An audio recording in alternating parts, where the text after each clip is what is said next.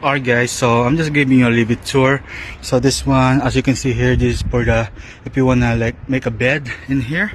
So I can't show you right now because somehow the hinge is not working right now, so I'm not really sure what happened. I'll fix that after the Colorado event. But anyway, so yeah, it's pretty flash fit, so it looks like OEM. And then I got some storage here right there. You can put some there, so it's pretty cool. So same thing with the other one too, so yeah.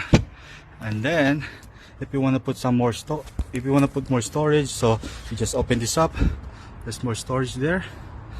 Let me just put this on,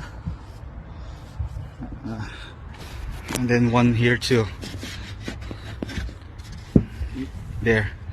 So it's pretty cool. You can put like stove strap or recovery gear or something like that. Just put this on there, and then the drawer, maybe like that.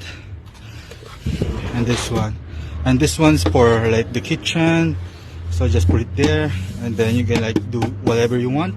And this one's like a portable sink, electric pump that they provided.